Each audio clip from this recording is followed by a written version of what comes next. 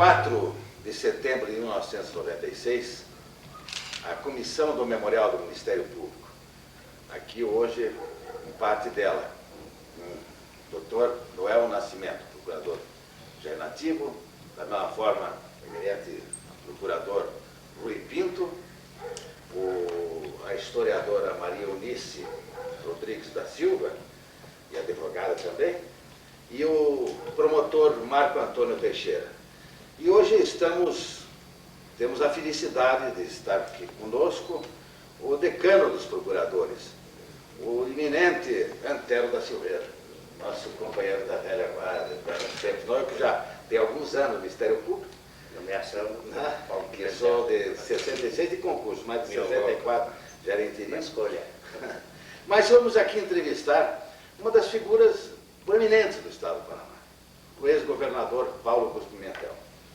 O Dr. Paulo Pimentel, ele tem um vínculo muito grande com a nossa instituição, porque até o nosso estatuto em vigor até hoje, foi sancionado quando governador do nosso estado. Então, para iniciar esta entrevista, vamos passar a palavra ao nosso promotor de justiça, ao Dr. Marco Antônio Teixeira. O Paulo Pimentel é sabido somente para os promotores, procuradores, que é a sua sanção da nossa lei estadual. Mas a minha indagação não se respeita especificamente a essa lei, mas em uma outra circunstância me parece muito mais interessante, digamos assim. Qual é a visão que o senhor, o governador, tinha nos idos de 68 e hoje tem da instituição? Sem esquecer que hoje sou um empresário de comunicação e de permeio a toda uma rica experiência legislativa. Portanto, eu imagino que houve alguma alteração na sua opinião a respeito do papel do Ministério Público hoje na sociedade, enfim, a sua visão da instituição daquela época, de 68, primeira lei orgânica, e hoje, 1996. Pois é, o Ministério Público sempre mereceu, às vezes que eu pude, a maior consideração de minha parte. Como governador, eu tinha o Antero, que está aqui do nosso lado, tinha o saudoso aí Florencio, eram os estimuladores do governador, eram os auxiliares do governador, que eu colocava assim, bem a par do que era o Ministério Público. Como advogado que sou, já conhecia a saciedade que representa o Ministério Público para a sociedade brasileira. Hoje, mais do que nunca, a sociedade se ampara no Ministério Público para defender os seus direitos. Quando ela se sente desamparada, sabe que no Ministério Público tem alguém a esperar para estimular a defesa do direito, a defesa dos direitos individuais, a defesa dos direitos coletivos. Portanto, eu sempre tive e ainda continuo a ter muito respeito pelo Ministério Público e, dentro das limitações das minhas atividades privadas hoje, estarei sempre à disposição para contribuir para que o Ministério Público realmente cresça, mostre a sua competência e possa realmente exercer o seu trabalho efetivo em defesa da sociedade. Naquela sua participação na Constituição, pré-Constituição, naquele tempo, disse um parlamentar que os constituintes estavam dando um cheque branco do Ministério Público, com aquela disciplina, com aquelas atribuições enormes que foram conferidas à instituição, e que caberia à instituição, no futuro, honrar aquele cheque em branco que a República passava na Constituição do Ministério Público. De 88 para cá, portanto já são 8 anos, o Ministério Público, do ponto de vista de quem não está militando nele, portanto, do ponto de vista de alguém que está de fora, como é que o senhor vê a evolução de lá para cá? O cheque está sendo honrado? Sem dúvida, muito honrado. Mas o importante é que o Ministério Público, a Constituição de 88, adquiriu realmente uma independência. Pois ele está muito distante das influências políticas, tem uma independência absoluta. O promotor de justiça hoje é um homem que não tem que temer nem a perseguições, nem a indisposições políticas. Eu acho que o Ministério Público correspondeu ao cheque em branco e está realmente cada vez mais dignificando esta posição sensacional que ele exerce a nível federal e a nível estadual também. Não sei. Paulo Pimentel, até é interessante que se registra aqui. Isto é uma entrevista que não que se vai usar em jornal. Isto é um depoimento, na verdade, para ficar no arquivo do memorial que estamos criando agora. Porque eu acho que, principalmente parece que o Estado do Paraná, nós não temos memória. Toda a nossa história vai se perdendo. O senhor que foi governador sabe disso. Né? Quantas coisas que se... e que não está registrado nem lá no Executivo. Não se tem notícia. Não é? O senhor pode ainda ter por causa do seu arquivo, da imprensa aqui. Mas não existe nada registrado. Então, isso é um depoimento que nós queremos deixar, porque, de qualquer forma, por uma ou por outra razão, o senhor criou um nexo com a instituição. E é muito bem quisto, está aqui o Antero sempre dizendo isso. Vamos passar para o doutor Noel Nascimento. Doutor Paulo Cruz Pimentel, o senhor foi um governador que marcou época no Estado de grandes obras. Na verdade, o senhor deu continuidade a todos os planos de obra de governadores anteriores, como Bento Munhoz da Rocha Neto, e até acho que houve uma afinidade muito grande entre o senhor e Bento Munhoz da Rocha Neto, porque o senhor foi aquele que concretizou a obra do Centro Cívico em Curitiba, que concretizou o Teatro Guaíra, enfim, todas aquelas obras que foram muito festejadas aqui no Centenário do Paraná, e inclusive o Instituto de Previdência do Estado. Quer dizer, o governo seu foi muito profícuo, e seria interessante para nós uma síntese da sua carreira política, sem descer as particularidades, que devem ser muitas, a não ser aquelas que os senhores realmente quiserem fazer menção.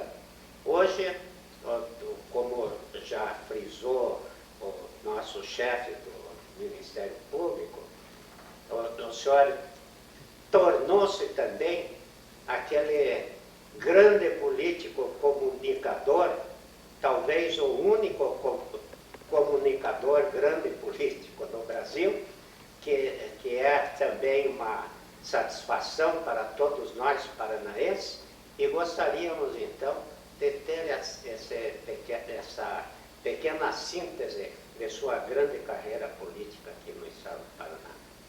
Pois é, o ponto alto da minha carreira foi o posto de governador do Estado. Venci esse mandato de 5 anos e 45 dias. E procuramos realizar as obras de infraestrutura que o Estado necessitava, Telepar, as estradas, a energia elétrica. Nós saímos do motor diesel.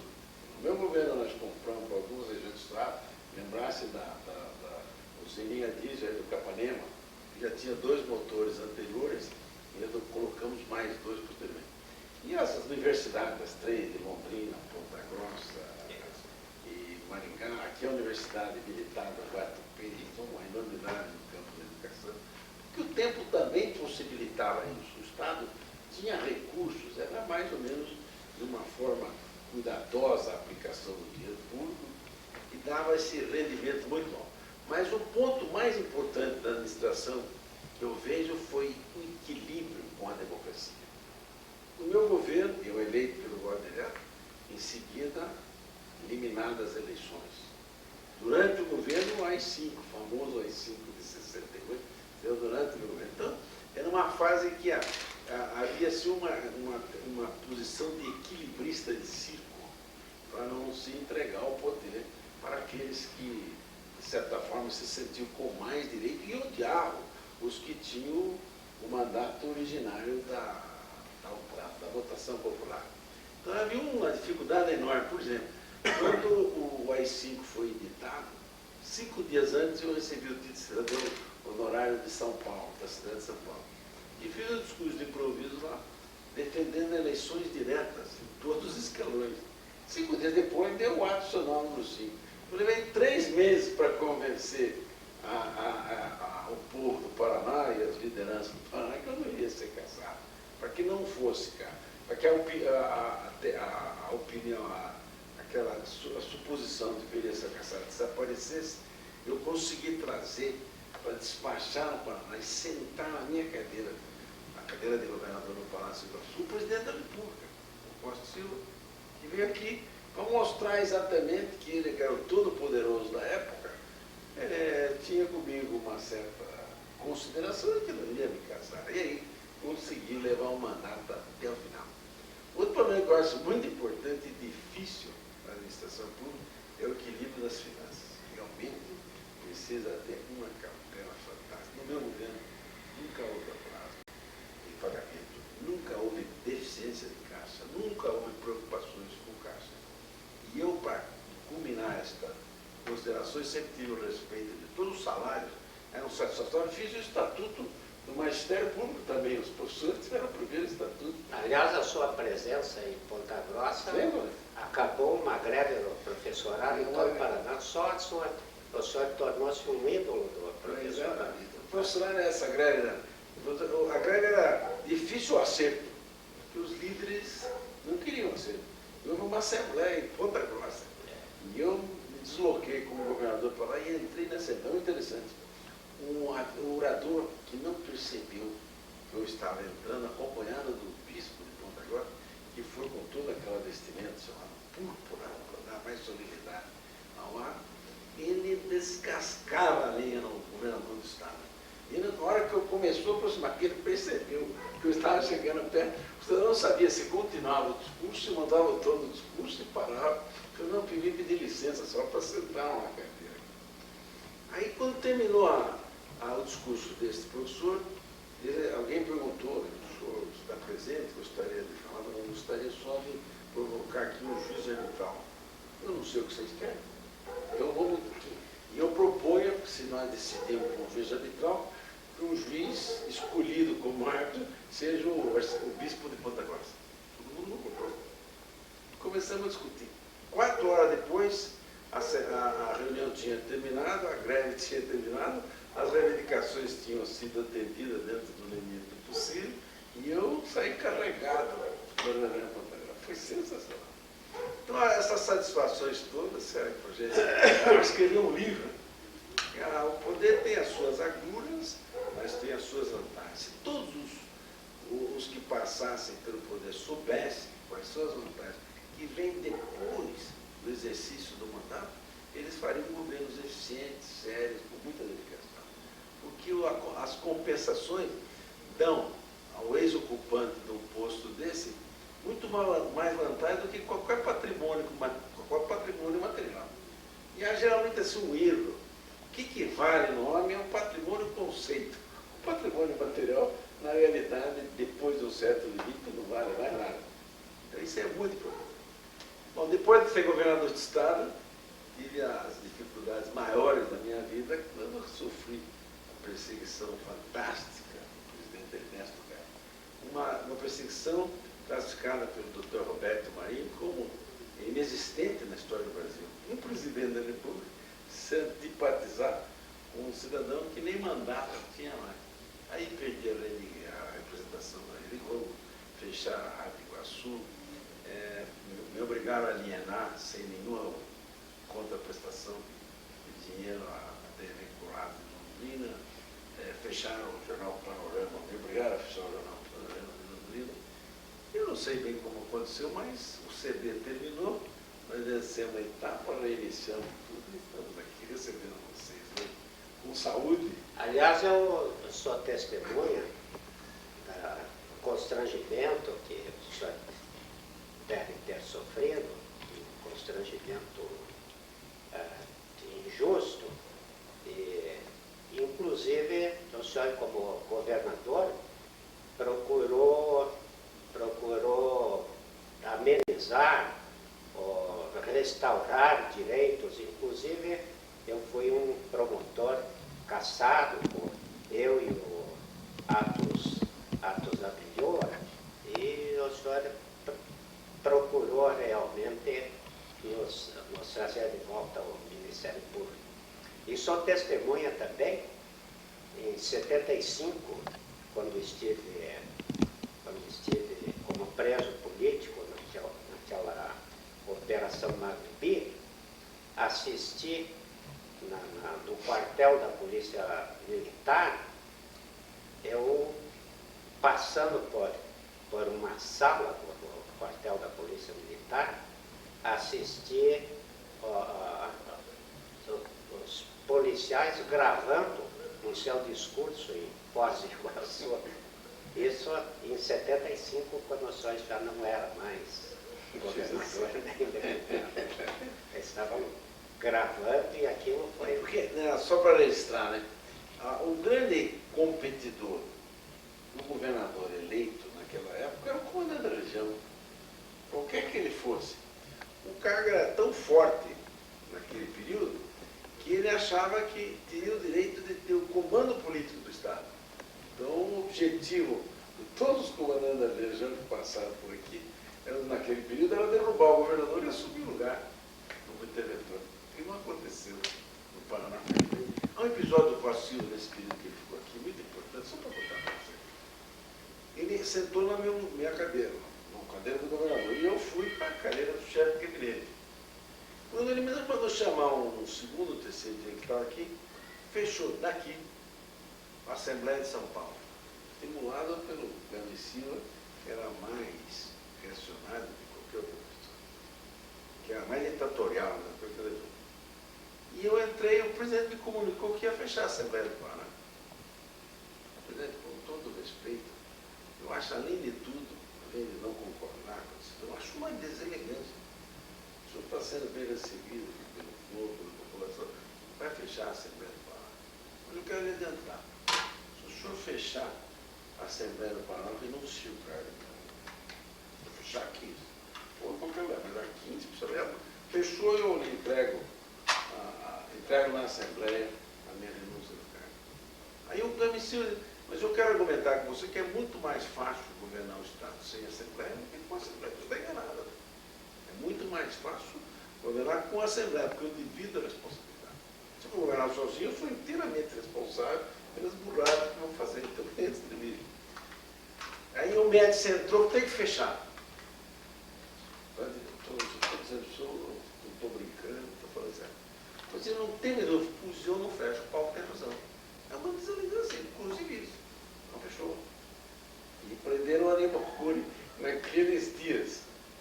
Mas nós não tínhamos como fazer para soltar o Aníbal. Porque o Aníbal, ele contava, ele sabia muita coisa. Não havia uma informação, talvez não proveniente dele, que ele, se preso, implicaria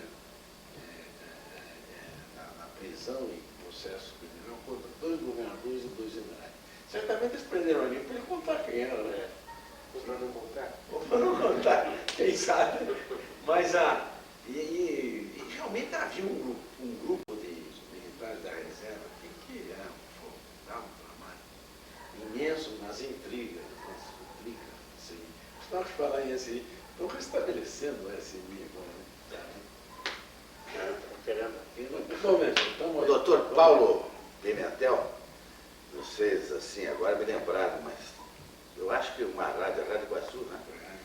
É interessante que eu acho que uma rádio que nunca, acho que não anda rádio com tanta audiência, como naquele momento que ia ser fechado e que saía assim, Rádio Iguaçu de Curitiba, uma voz para ficar na saudade. Era, e mesmo que continuou ainda transmitindo, até que veio o ato de força e trancou. Nós fechamos com a música do Jorado Vandré de Cortel, o Nestor Batista fazendo o pronunciamento final. Lacrado. Mas, doutor Paulo Pimentel, acho que temos um tempinho ainda. Um pouquinho, mas tem um médico às 4h30, Aqui, o doutor Rui Pinto, aliás, acabou escrevendo no jornal, porque nós tínhamos a nossa coluna da associação, quando era presidente, da Associação do Ministério Público, aqui no jornal. E nós tínhamos aquela luta, né, Rui, com o meu colega de turma, que era o Wilson, que vinha, ele criava empecilho, embaraço. Então, volta e meia, a gente tinha que vir falar com o chefe, pedindo, porque era aquela... o Wilson ele tinha aquela má vontade. Meu colega de turma, tudo, mas não havia nele. Mas o Rui Pinto, talvez não fosse má vontade, se fosse Era, um nosso, gênio, ele era diretor de temperamento comunicação. da associação. Era um temperamento difícil. São Paulo, como diz o Dr. Nilton Carias, o nosso trabalho é um trabalho histórico, é um trabalho de preservar a memória da instituição. Por isso que eu queria me fixar particularmente nesse momento importante da instituição, que foi o Estatuto do Ministério Público.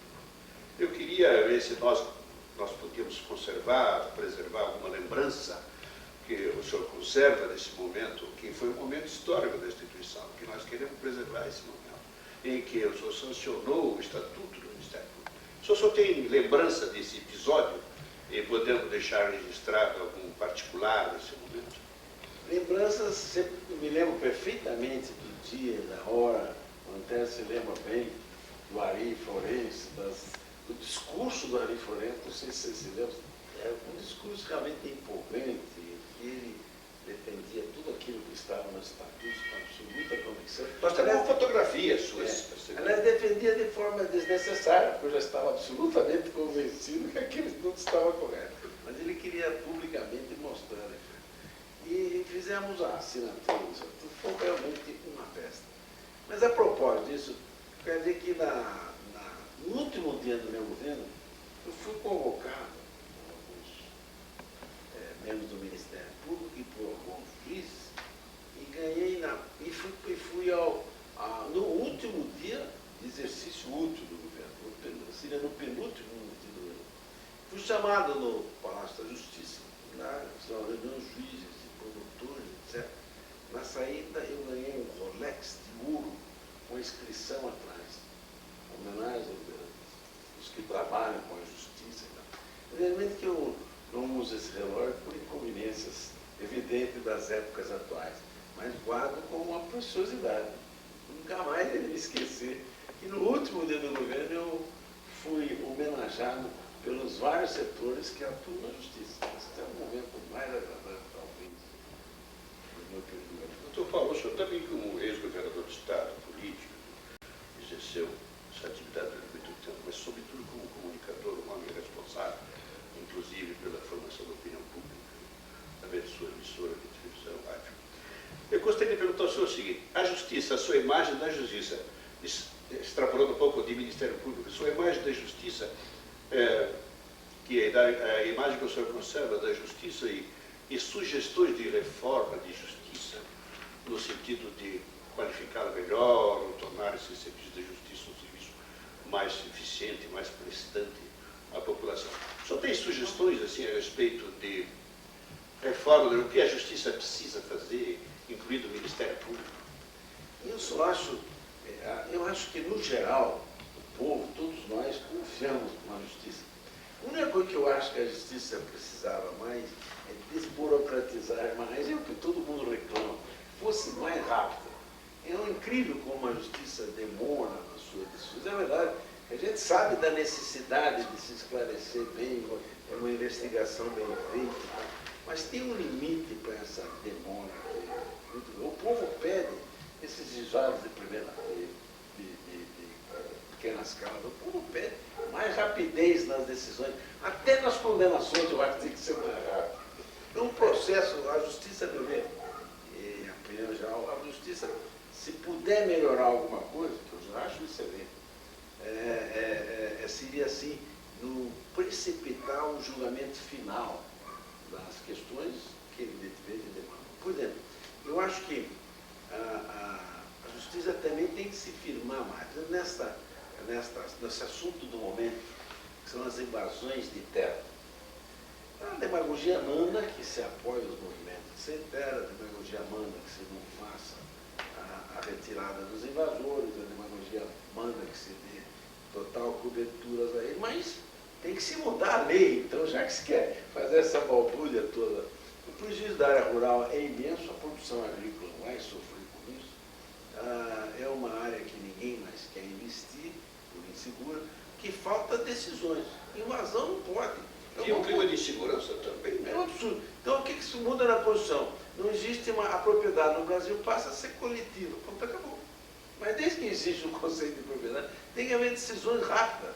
Os juízes, aliás, os juízes lá do Pontal do Paraná, não tem jeito de não podem invadir a área.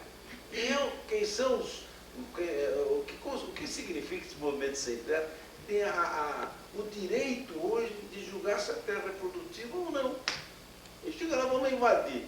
Briga com o governo em Brasília, volta e invade no estado de São Paulo, 2 fazendas ontem, no Portal do Paraná, 2 fazendas em Itapetininga, 2 fazendas em Pernambuco, 2 fazendas no Rio Grande do Sul, e ainda invade a delegacia do Ministério da Fazenda de São Paulo. Isso pode ter movimento, mas invasão não pode. A justiça tem que agir com rapidez. E a justiça também não está, na reverência, não age com a firmeza que tinha que agir. Ou então, está permitido. Então mude essa lei. Invasão é permitida no Brasil. Eu faço uma lei.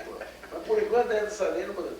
O problema das Alagoas, que hoje foi aceitada por acordo. O governador se recusa a diminuir a estrutura política do governo do Estado. Ele não quer diminuir a Secretaria de Estado, ele não quer diminuir o cargo de governo, ele não paga ninguém. Então a intervenção federal no Estado de Alagoas é inevitável. Hoje se acertou, mas faz 6 meses que ele não paga por ele, já não paga nada. Então a justiça, eu acho que tem que ser trabalhar dentro da lei, mesmo sendo antipática, e com rapidez, dentro dos limites do possível. Só para... Não posso deixar a advogada e historiadora Maria Eunice. Não podemos... Doutor Paulo, como o senhor vê a atuação do Ministério Público atualmente, com todas essas mudanças? Eu acho sensacional. Por exemplo, para não ficar aqui no nosso meio, vamos na Procuradoria-Geral da República. E a atuação é constante e independente. O que é importante do Ministério Público hoje é a independência. Se o problema é contra o governador do Estado, o Ministério Público age com independência, consciente que o papel dele é aquele. Então o Ministério Público hoje está numa fase muito boa de amparo. Eu quero só registrar mais uma coisa. No meu governo eu dava aumentos razoáveis para o Ministério Público, para o Poder Judiciário no geral, né? Para os juízes, naquela época dizia-se até que os juízes, os promotores do Paraná eram que mais ganhavam no Brasil, né? Nós ganhamos, porque no analisar o quanto custa em percentual para o Tesouro Estadual, o Ministério Público, e também, por sua parte, o complexo da magistratura, a gente vê que é pequeno. Quem gasta mesmo é o Poder Executivo.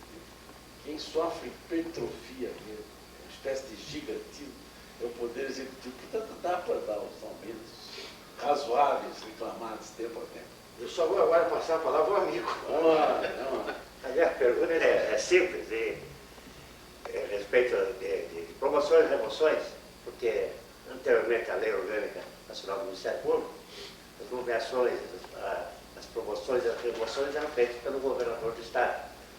Vossa Excelência nomeou muitos promotores, muitos desembargadores, muitos juízes, e hoje, com a autoridade administrativa, a independência administrativa que tem o Ministério Público, essa atribuição toda é do Procurador-Geral de Justiça. E, para os cargos de desembargador e juiz, ao presidente do Tribunal de Justiça. Restou ao Tribunal de Justiça só ao governo do Estado as nomeações para o Tribunal de Alçada, desde respeito ao título constitucional. Agora, eu só queria saber do senhor, se o senhor acha que esta autonomia dada ao Ministério Público veio facilitar essas remoções, essas promoções para o governo, e se essas remoções e promoções, na época que o senhor era governador, as pressões eram muito grandes, e o senhor sentia dificuldade para promover os seus atos. O problema é este. Eu acho que o próprio Ministério Público, como o próprio Poder Judiciário, tem que realmente ser independente, portanto, escolher os seus elementos. O governador tem uma dificuldade, tinha na época, de escolher, principalmente nas famosas listas tríplicas. E chegávamos, né, 3 indicados, sem currículo, né, porque não ia nada, só ia a votação. E o governador tem que decidir. É claro que arrumava 2 inimigos. E quase sempre não arrumava um amigo. Não, aquele amigo, a gratidão, às vezes, para muita gente, dizia, não, eu fui nomeado porque eu sou mais competente, né? Então, mas 2 inimigos, ele arrumava absolutamente sério. Eu acho que esta modificação constitui um grande alívio para o governador. Isso que eu ia perguntar. O senhor acha que eu tenho inimigos. a pessoa do governador? Tem um... Agora... Não vou citar o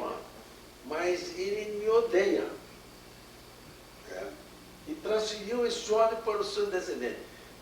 Eu não me lembrava bem, mas um dia desse contei com o descendente. Eu podia me contar. Eu já tenho poucos inimigos hoje, então eu queria reduzir um pouquinho mais. Por que há essa disposição inteira? Não, porque eu sou, quando governador, preteria o meu pai, que era o mais credenciado numa lista política. O ódio da família. Eu não me lembro mais do episódio, pior é isso. Podia ter tranquilamente ter nome. E eu adotava um critério, né? Eu sempre procurava, no caso do Ministério Público, me assessorar, né? Alguém ia me indicar. E também fazia anotações. O preterido numa lista era o preferido na lista seguinte. Exatamente para não criar uma animosidade. Mas o que é preterido nunca perdoa. E o governador do Estado não tem culpa. Ele também não tem todas as informações. E vai as perguntas. Não, só queria mais uma relação à pergunta, até só complementando. Essa questão de resolver um problema do governante, né, não ter que escolher, mas isso também não pode ser perda de poder? Não. Será que não? Tem muitos outros campos para o governador se firmar com o poder. Isso que eu disse, o Vigor falou isso, que era uma fatia de poder que o executivo perdia. O governador, se ele mantiver os poderes que ele tem dentro do poder executivo, já faz muito. E o resto, com os demais poderes, é um problema de relacionamento, claro. Porque o poder executivo ainda fica com uma força monumental. Ele é o dono do tesouro, tem que ter a chave do cofre é ele. E da força. E na... Doutor Paulo, muito obrigado. Muito obrigado, foi muito bom.